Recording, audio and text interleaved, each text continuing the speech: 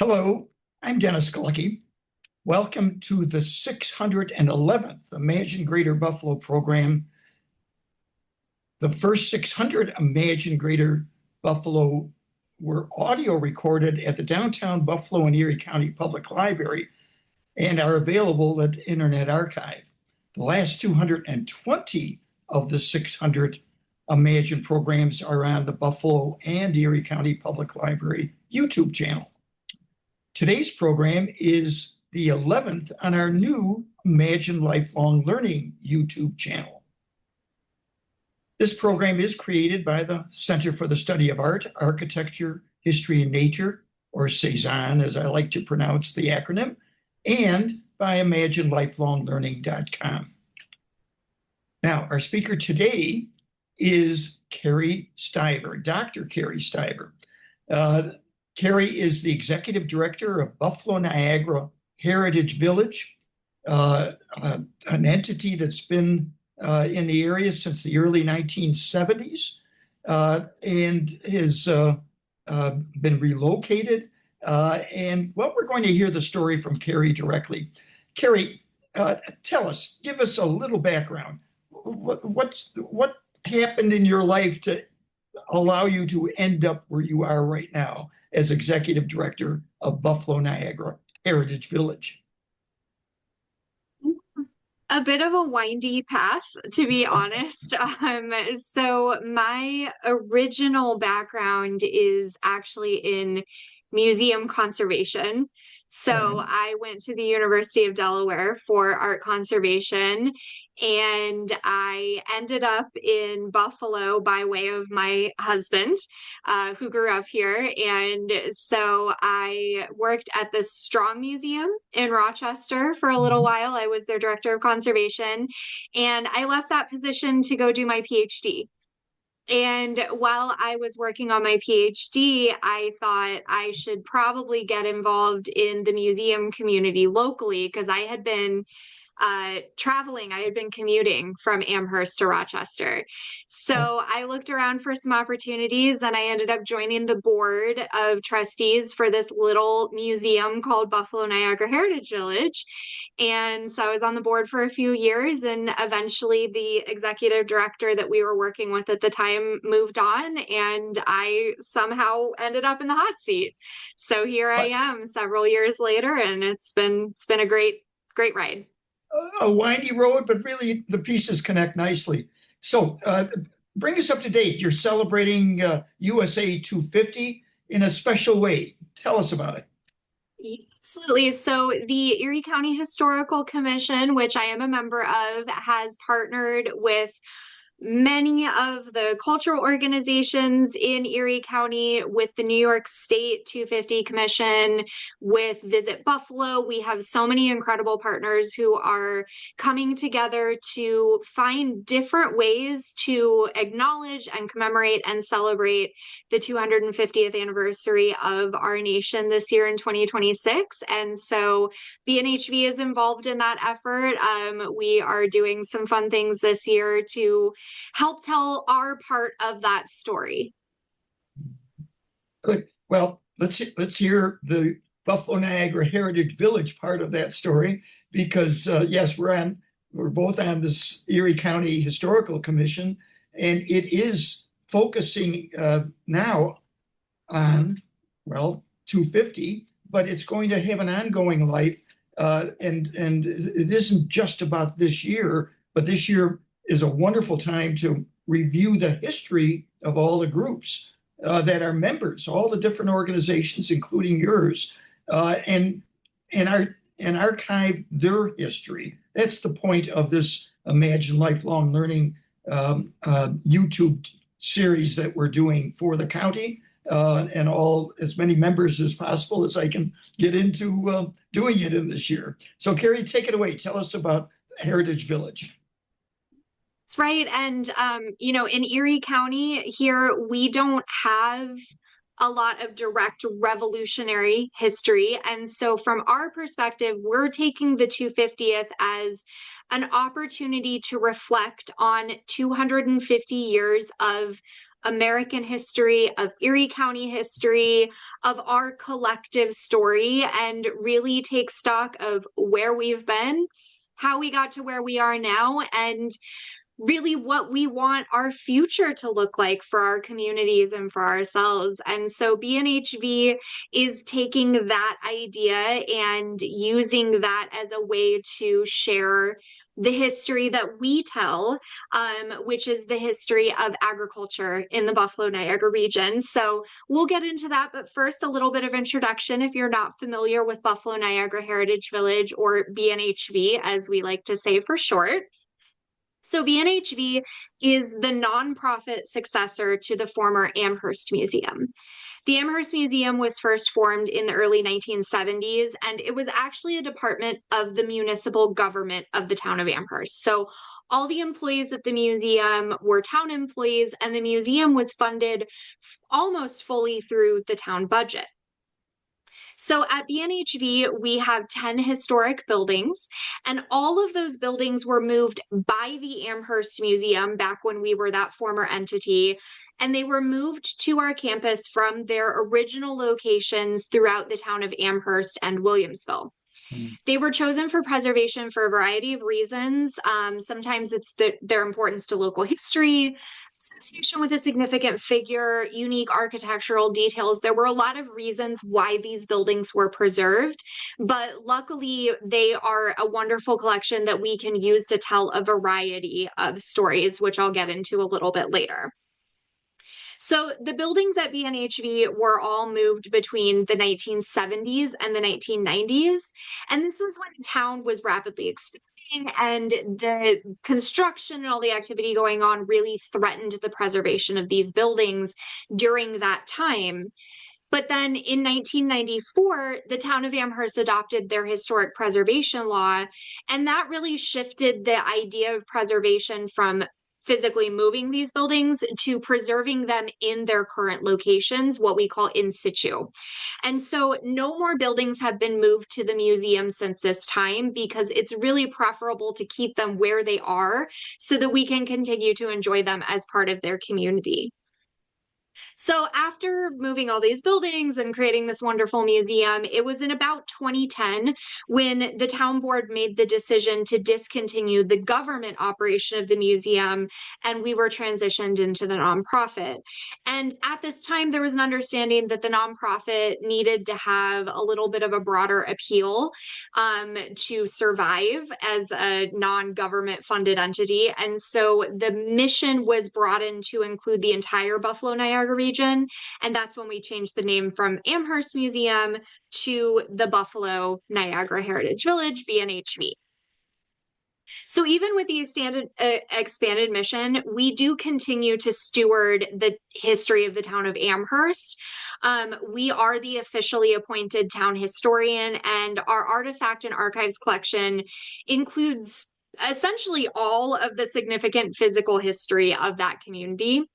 We also have the Amherst Historical Library and Reading Room, and that's where community members can actually come and research local history, family history, and just use our collections to find out anything that they want to learn more about Amherst history and the things that are in our collections. So that's a great resource that we have for the community. So in 2019, we adopted an updated mission to focus on preserving and sharing the agricultural history and rural heritage of the Buffalo-Niagara region. And sometimes people still ask us, why agriculture? What does that really have to do with the history of Buffalo or the history of Amherst for that matter? And our answer is actually, it has everything to do with it. And in fact, the agricultural history of the Buffalo-Niagara region is in many ways the modern agricultural history of not just the state of New York, but of the entire globe. I will explain. So in 1797, Philadelphia financier Robert Morris acquired all of the lands owned by the Seneca in western and central New York, and subsequently sold a large part of that land to the Holland Land Company, which was overseen by the surveyor Joseph Ellicott. And the settlers who purchased land in the area found it to be particularly well suited to growing grains, especially wheat. And because many of these settlers popped up in the area were located near the settlements that popped up in the area were located near sources of water. And so there was also a robust milling industry that arose to service this expanding grain operation. So an early example of this was Jonas Williams, who was one of the first to purchase lots in the area west of the transit line. So Williams purchased 2 lots, one on either side of Ellicott Creek, and this stimulated the settlement to grow up around it, which at the time was known as Williams Mills, because it was where Jonas Williams had his mills. We now know this community today as Williamsville. So you can see some of that early history coming all the way through to the community that we know today. And with all of this abundant grain and water and milling, there was a lot of really wonderful activity happening, but this also came with a pretty big problem. Because at the time, farmers and millers in Western New York who needed to get their goods to Eastern or European markets largely only had one option to do that, which was sending them down the Mississippi to New Orleans. Because even when the shipment was bound for New York City, it was sent to New Orleans first and then loaded on an ocean vessel to head back up the coast. And the reason for this was because even though this was a 3,000-mile water route, it was actually cheaper than the 400-ish mile land route, which at the time cost about $100 per ton, about 3 times the cost of the grain that was being shipped. But the water route, even though it was cheaper, was also really difficult, and the shipments were in danger of being damaged or lost due to aggressive river channels or ocean currents. Sometimes there were bandits that would intercept the shipment. It was a really harrowing process to get your stuff from Western New York to these larger markets so that you could actually make a profit on it. And so farmers and merchants who were having this issue were actually the ones who prompted the idea for building the Erie Canal. So in the early years of the 19th century, there was a flour merchant named Jesse Hawley. And Jesse Hawley was extremely frustrated with this situation. And he had really good reason to be annoyed because the hardships of the flour trade that he was trying to make his living in had led to bankruptcy and a 20-month stint in debtor's prison. So while he was in prison, he wrote a series of 14 essays in the Genesee Messenger magazine explaining the need to construct a canal to connect Lake Erie to the Hudson River and provide a direct route from Western New York to the international ports. Now, the Messenger was a very popular magazine, and Jesse Hawley's essay caught the attention of one subscriber by the name of DeWitt Clinton. And Clinton happened to be the mayor of New York City at the time, and Hawley's arguments convinced him that the existence of a canal would be so great for New York that it would become the greatest state in the Union. And Clinton then became the figurehead of the effort to build the Erie Canal. And they were right. Almost immediately upon its completion in 1825, the canal brought explosive growth to Buffalo and Western New York. At the time it was open, Buffalo's population was only about 2,400 people, but by 1840, just 15 years later, it had ballooned to more than 18,000. And both the industry and agriculture in the Buffalo-Niagara region and New York State flourished greatly in the years following the canal's opening. And one of these industries was that grain industry that spurred this innovation in the first place. And New York's farmers became very prosperous because they could now make a profit on the grain that they were growing because they could get it to these markets. And because they were very prosperous, they could also afford to reinvest not just in their own businesses, but in developing the agricultural industry as a whole. So they developed new tools and machinery, and the sale of these technologies formed also an important supplemental industry in the area. And other industries popped up as well, such as banking, loans, insurance, all of these things that these farmers who now had these bigger businesses to service really needed. And this part of the story is reflected in 2 of the buildings in BNHV's historic village. This is the Eliot House. It was built in 1851 by George Eliot, and George was a plowmaker, and he did well enough to build what was at the time a very middle class home. And when you go inside of this building, you can see the markers of that middle class status. You can see from the outside, they had large windows with a lot of glass in them. That was something that told people that you were doing pretty well at this time. So in 1851, they were able to build this beautiful home, but by 1855, unfortunately, the family had to move out due to financial difficulties. So just a few steps away, we have the Hoover House. This was built by George Hoover in 1856, and George Hoover also sold farm equipment. But when he was able to build a much grander home just 1 year after the Elliots lost their house, he was not only able to keep up the house, but to thrive and prosper in this location. The house actually has multiple additions built onto it throughout the years. So why did George Hoover do so well when George Eliot didn't? We suspect that George Eliot, who was listed as a plowmaker for his profession, was probably selling some slightly more primitive or locally manufactured pieces.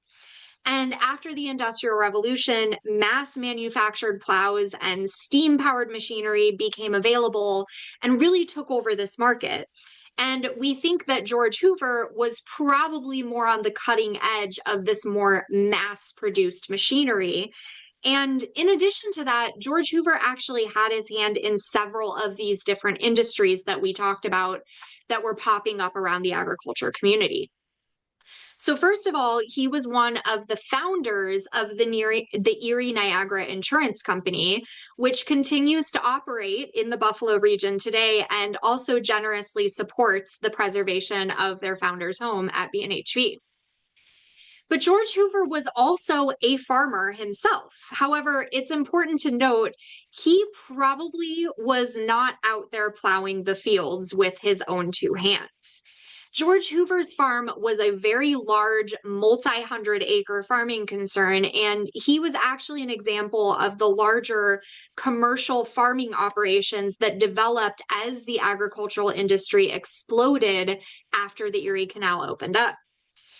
And then at the same time, the railroad was also rapidly expanding, and this made it even easier to transport large quantities of these agricultural goods from the farther states to the Great Lakes, where they were loaded up and then transported to the New York ports along the canal. So as the population grew in New York, farm-ready land was already largely occupied, and farmers who wanted to expand their operation faced extremely high prices for land that was very scarce, but also very valuable. On the other hand, a New York farmer whose land had appreciated in value was encouraged from pretty much all directions to cash out and go west, where they could buy more land at a much cheaper rate. So this is what a lot of New York farmers did. They took the money from their really valuable land in New York and they went west where they could buy more land with that same amount of money. So this also meant that grain production moved west. But there were still farmers left over with all of this wonderful farmland, and they began to focus on a different type of product. That was more profitable and considered more of like a luxury product at the time. So grain, even though they were able to get it to these larger markets, still commanded a very low price per unit. But other products that were well suited to our region's climate and soil, such as dairy, hops, orchard fruits, grapes and wine, and maple syrup, all brought in much larger profit margins. And again, we see this represented in BNHV's historic village in our Bigelow House. The Bigelow House here was built in the early 1840s, and the home belonged to the Bigelow family, who were farmers, but more importantly, they were prominent local scientists. Specifically, Henry Foster Bigelow and his son Harry, who you see here, were noted horticulturalists. And horticulturalists at the time were spending a lot of their work researching and cultivating plants in order to develop hardier varieties that would have higher yields and be able to withstand these long transatlantic journeys to these European markets. So I always like to tell people when I'm giving tours at the museum, if you go to Wegmans and you buy an apple and bite into it and it kind of tastes like styrofoam, you have the Bigelows to thank for that, because that apple doesn't taste great, but it's going to last a long time, and it's going to last on those long journeys across the Atlantic to those overseas markets. So some cost benefit to that situation. However, it was these more luxury products that kind of stuck around after grain farming moved west out of New York, and they still form the backbone of New York's agricultural industry to this day. We are consistently ranked among the top 3 national producers of really important products like milk and dairy products, apples, grapes, and wine, and randomly cabbage. We actually grow a lot of cabbage here in New York. New York is also the second highest producer of maple syrup after Vermont. However, fun fact, we actually have a higher inventory of maple trees, and you can see our little Halloween visitor here representing New York's maple industry. So although grain production did move west and that part of the country became the breadbasket that we know today, Buffalo still did remain crucial to the grain industry due to our location as the terminus of the Erie Canal. And we remained an important hub for grain storage, milling, and processing, and that's where we get all of the grain elevators and all of the different buildings that you can still see along the shore today in our community. But there's actually another story here, one that is summarized brilliantly by Cornell historian Paul Gates, who says, quote, "It was the New York farmers who opened up Michigan and great tracts of Ohio, Illinois, and Wisconsin, who brought with them their agricultural techniques, their know-how, their Yankee adaptability, their capital, and the capital of their relatives and friends." What was the effect of this movement of skilled farming population and flood of money to the new communities of Michigan, Illinois, Wisconsin, and Iowa? Wheat had been the principal cash crop of the settlers in their old homes, and it became so again in the New West. Western farmers naturally sought a market in the East, and that market was made available to them by the Erie Canal, which New Yorkers had kindly constructed with their tax money and not with federal assistance. So, in other words, New York agriculture built modern commercial agriculture in this country. It provided the knowledge and capital that established our most important agricultural centers and spurred the development of major cities built around the trade of those goods. So, at BNHV, we claim the story of agriculture as a story that belongs to Buffalo. Because without these New York farmers, the US would never have developed as we know it today. So Buffalo, as the home of the Erie Canal, is the home of modern agriculture. And for good measure, we at BNHV also like to point out that agriculture did not cease to be important to the New York in the 19th century.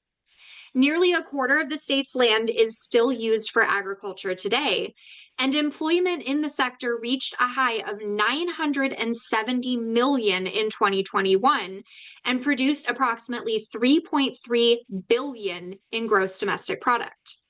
The agriculture sector lost only 1% of jobs due to the COVID-19 pandemic, compared to a statewide average of 8.7%. So you can see that it continues to be an extremely important driver of our state's economy today.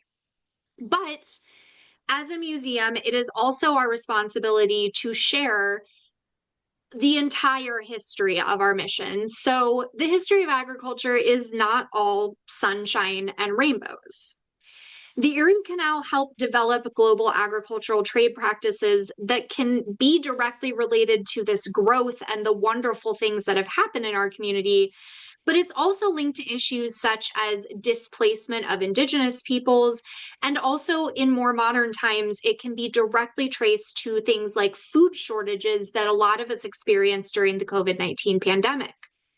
Recent discussions about the importance of local food production have also been spurred by events such as climate change, the pandemic, and also more local issues such as the racist 514 shooting that, in addition to senseless loss of life and community trauma that we continue to see making an impact to this day, this incident also threatened food access for people living in the immediate area. So you can see that something like violence actually has a direct impact to access to food and the way that those trade practices can impact our community when you might not directly expect it.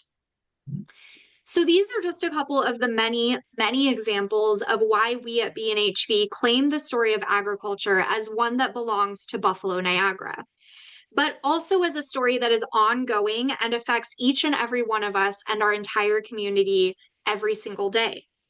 We tell this story through our exhibits, community events, workshops, and tours in the historic village, and all of the things that we do throughout our very busy calendar. And this year, thanks to a generous gift from an anonymous donor, we're excited to make this important history accessible to everyone in our community with free general admission throughout our entire 2026 season. And also, thanks to funding from the New York State 250 Commission and from Erie County, we are also developing an exhibit about Jesse Hawley and that story of him bringing us the idea for the Erie Canal. And this exhibit is slated to open in late July of this year. So these are some of the ways that BNHV is commemorating the 250th anniversary by making sure that we can share this important part of our community's history with as many of our visitors and community members as possible. So we would love for you to join us when the new exhibit opens in July and for our free admission throughout this season. Carrie, Thank you so much. A wonderful invitation, and I'm going to hope that Western New Yorkers take advantage of it. You've really helped focus. I remember always reading how agriculture was important, but you think of the New York cities, the urban sense of that's what's important. And forget everything in between. All that land, that rich, fertile land, was a godsend to those from New England where you had a lot of rocks that had to be moved.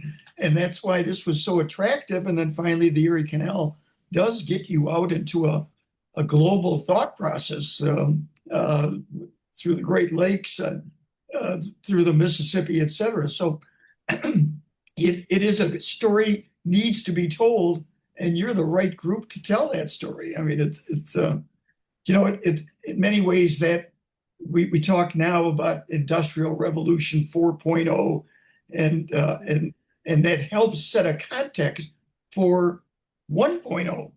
And that was grist mills, like the beautiful image you showed in Williamsville, and how the name came to be Williamsville, by the way, a good story. Steam engines. We just had this big boy train come through.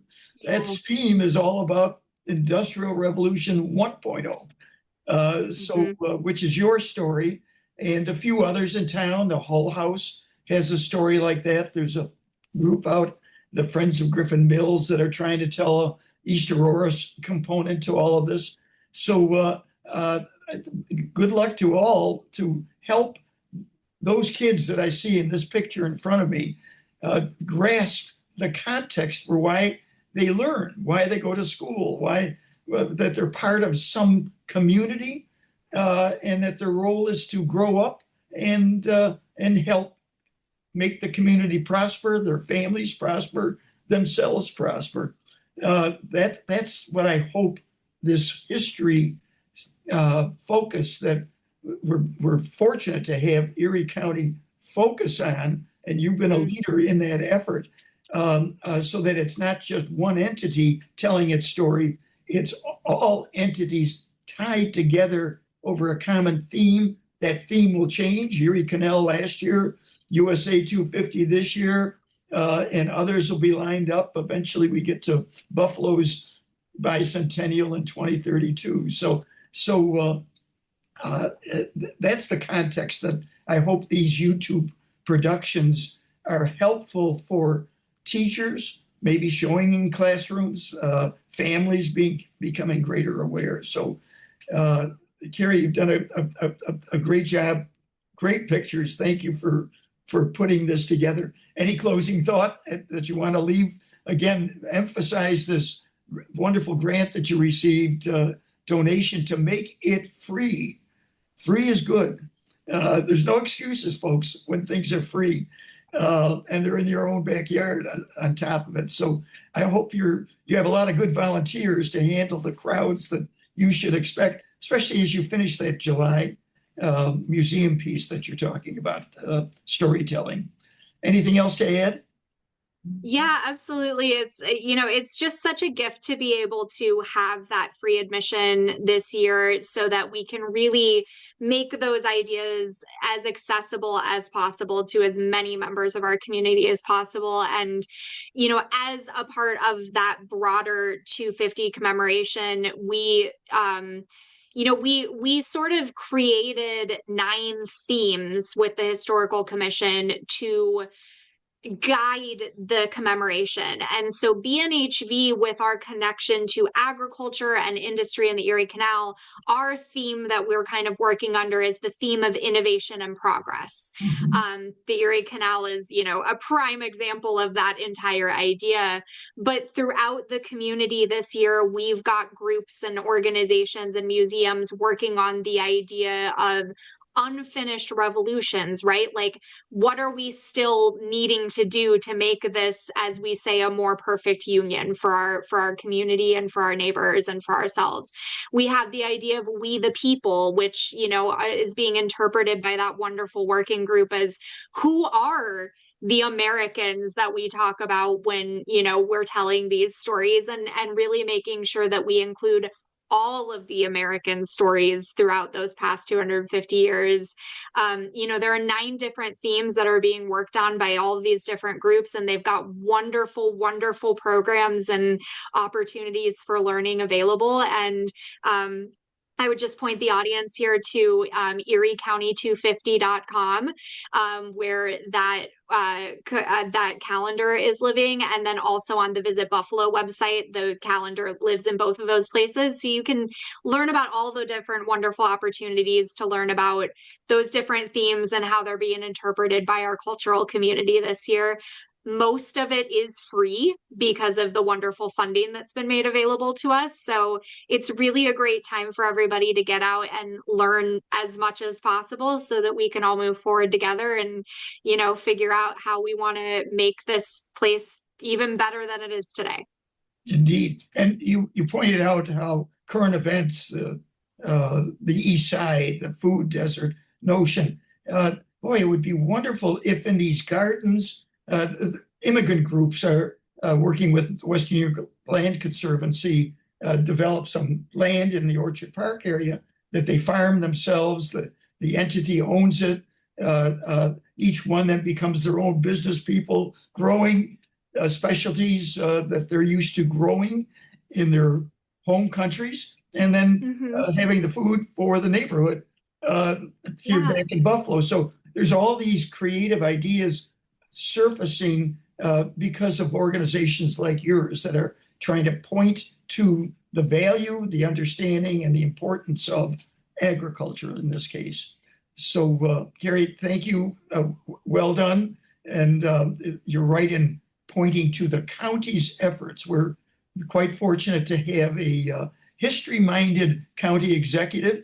Absolutely. And as such, he'll be part of my Buffalo Day at Chautauqua, as a matter of fact, another free event. Everybody from Buffalo and 44 zip codes are free for the day in Buffalo. That's August 25th. So I'll start plugging that with this first notice out there on YouTube land. So Carrie, thanks so much, and well done. Well done. you so much for having me. This has been so fun. You're welcome. You're welcome. All right. Thanks for watching this Imagine Greater Buffalo program on the Imagine Lifelong Learning channel. Remember, today's program can also be found as an audio podcast along with over 1,500 other Imagine Lifelong Learning programs, podcasts. Simply go to Internet Archive and search for C-SAAHN. Well, that stands for Center for the Study of Art, Architecture, History, and Nature, and I pronounce it C-SAAHN. All right, I'm Dennis Galecki. Be well and good day.